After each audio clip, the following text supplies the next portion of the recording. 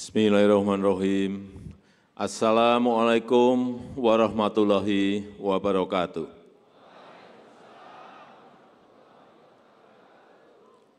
Selamat pagi, salam sejahtera bagi kita semuanya. Shalom, Om Swastiastu, Namo Buddhaya, salam kebajikan. Yang saya hormati Ketua KPU Bapak Muhammad Afifuddin, beserta seluruh jajaran komisioner Komisi Pemilihan Umum Republik Indonesia. Yang saya hormati pimpinan BPK, para menteri Kabinet Indonesia Maju yang hadir, Pak Menko Polhukam, Pak Menteri Dalam Negeri, Panglima TNI, Kapolri, yang saya hormati Ketua Bawaslu, Bapak Rahmat Bagja, Bapak Ketua DKPP, Pak Hedi Lukito, yang saya hormati Ketua KPU Provinsi dan Ketua KIP Aceh, beserta seluruh jajaran yang hadir pada pagi hari ini. Yang saya hormati Ketua Kabupaten dan Kota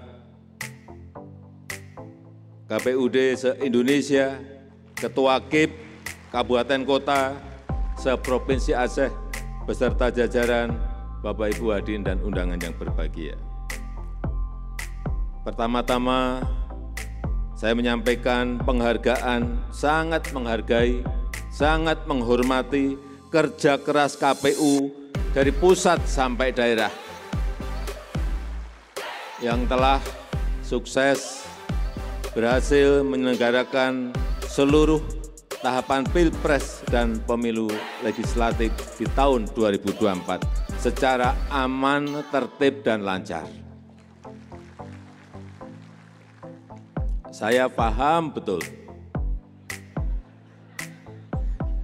menyelenggarakan pemilu serentak itu sangat berat. Pemilu terbesar sepanjang sejarah bangsa kita. Ada Pilpres, pemilihan DPR, pemilihan DPRD, pemilihan DPD, kemudian pemilihan DPRD Provinsi, pemilihan DPRD Kabupaten dan Kota. Dengan jumlah suara yang sah kemarin 164.227.475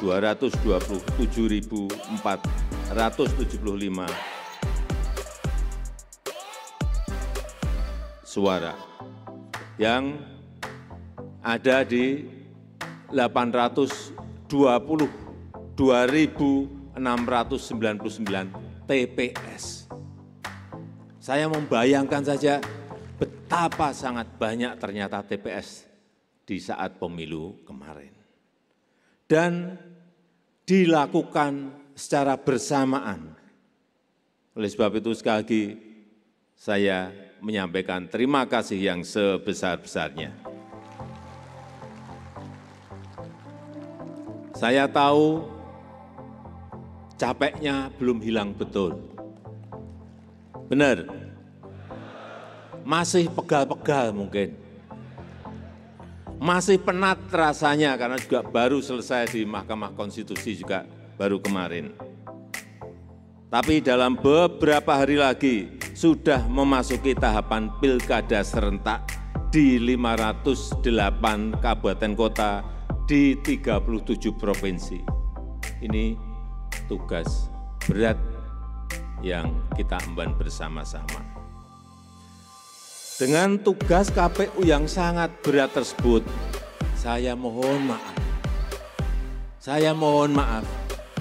Sejak 2014 tidak ada kenaikan tunjangan insentif.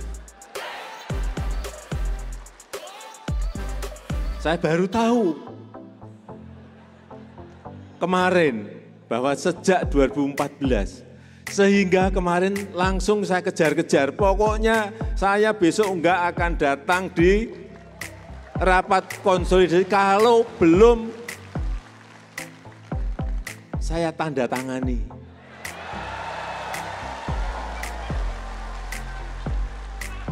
Alhamdulillah kemarin sudah saya tanda tangani.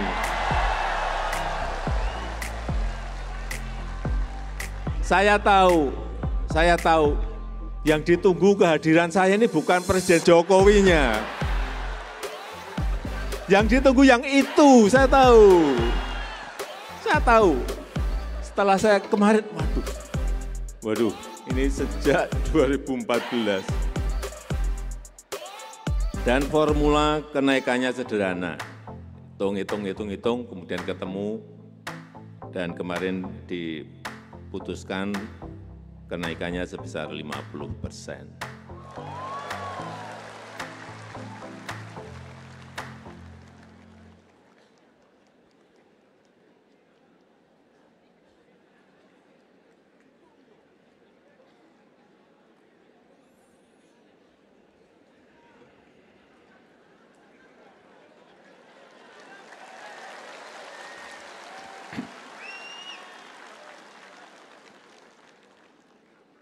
Bapak Ibu hadirin undangan yang saya hormati, Pilkada sebentar lagi akan kita selenggarakan. Tidak kalah rumit dibanding pemilu yang lalu.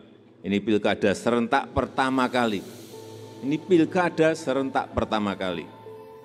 Sekali lagi dilaksanakan di 508 kabupaten kota dan 37 provinsi. Ada sebanyak 203 juta pemilih di daftar pemilih sementara, atau tepatnya 203.920.554 pemilih.